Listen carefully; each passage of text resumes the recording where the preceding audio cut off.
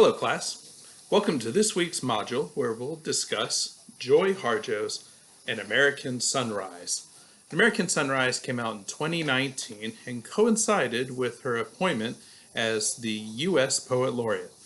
Joy Harjo is the 23rd U.S. Poet Laureate, and if you're not familiar with that position, this is essentially the most prominent role a poet can have in any country, the Poet Laureate.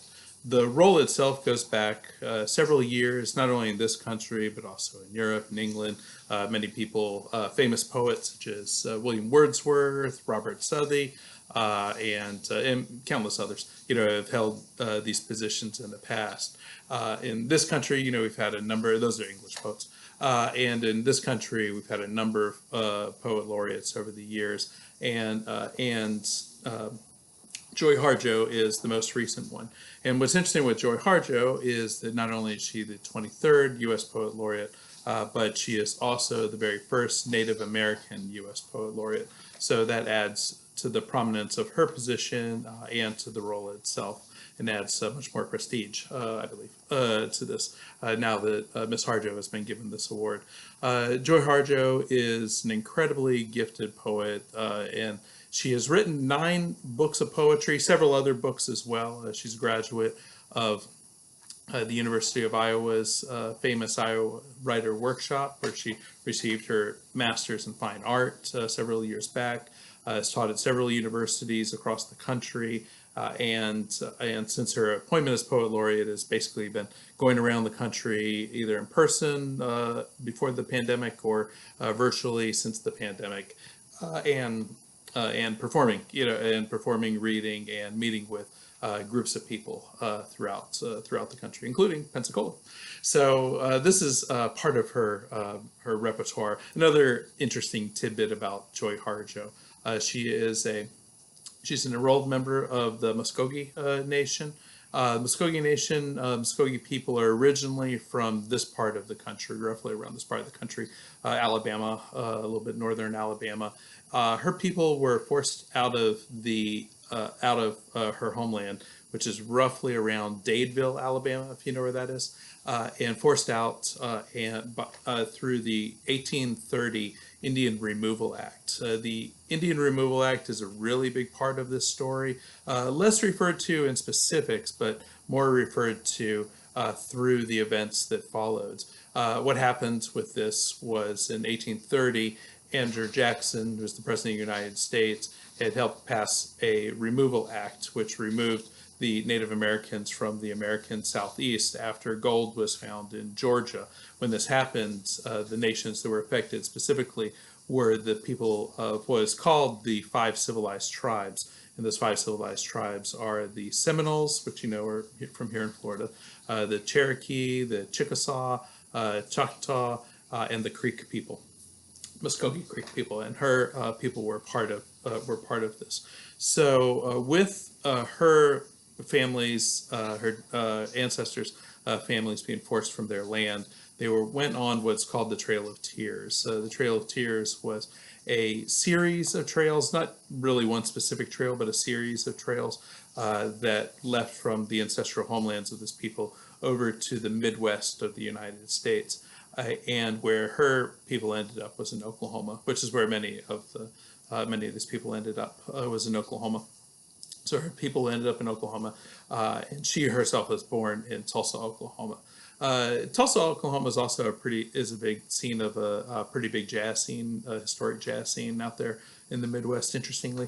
And Joy Harjo picked up the saxophone, and if you go on YouTube, you can see a number of her videos where she is performing poetry and playing saxophone at the same time, and she sees the connections between these, and that comes up in a lot of her poetry, not only the musicality of her words and musicality of her work, but then also actually the saxophone itself, jazz, and the music that comes around this. So she's a very diverse poet and is able to work in a lot of different mediums, a lot of fields, and definitely well worth the time that we're going to spend with her work. Now, this book, as I said, came out in 2019. Is her most recent book, and she describes it in one of the interviews that you'll see. It's one of the ones where she spent the most time in the editing process, going over this over and over again.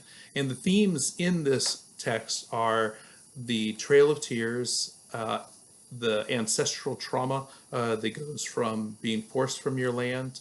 Also, language is a big part of this as well. She uses her native language, her people's native language, throughout this text in different ways. Muskogee, and she's able to use this throughout the text to convey a great deal of credibility through her work, authenticity through her work. So you'll see this in the work. And if you're interested, you can go online and you could see the pronunciations of a number of the words that she uses. It may be difficult to pronounce and difficult to say, but it's also worth your time to hear these words and hear these words in the native languages. And remember that with a lot of these native languages, many of the languages are dying out. And since the COVID crisis has taken over with the pandemic, has become such a big part, this of course affects people, especially the older generations, and it's hit a lot of the Native American reservations very hard. And what compounds the problems with the hitting of the pandemic in the Native American reservations compounds this problem, besides the personal loss and the loss of these people to their families, but in many ways is also the loss of generations of knowledge, not only ancestral stories, but language too, because it's harder and harder to pass on the languages, especially when languages aren't being taught in the schools. So there's great efforts to keep the languages alive, because when the language dies, then a part of the people die. So she is doing this in this text and keeping these languages alive through her words, through the words that she uses. So I want to give you just a little bit of background on Joy Harjo and the work itself, and some of the poems that we'll be reading. So as I mentioned, some of these stories are, in fact, all of them, the poems are very specific to her life and specific to her work, but they're also, as most great poets have, a tendency to become universal in their work. While she's speaking about her mother's passing in one poem, it doesn't mean that it translates into not only her mother's passing, but anybody who's lost somebody recognizes the same pain. When she's talking about the pain of separation, that people can feel this in different ways.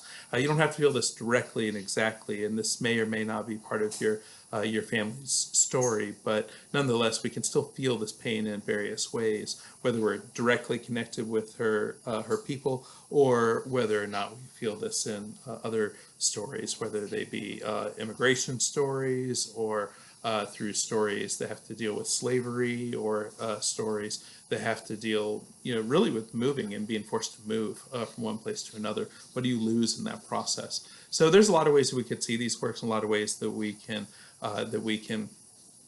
see ourselves within her poetry, and that it can resonate with us. And I want you to explore her work with that in mind. All right. So thank you very much. And if you have any questions, as always, please feel free to let me know. All right. Take care and enjoy the reading. This is a very good book. I think you'll like it.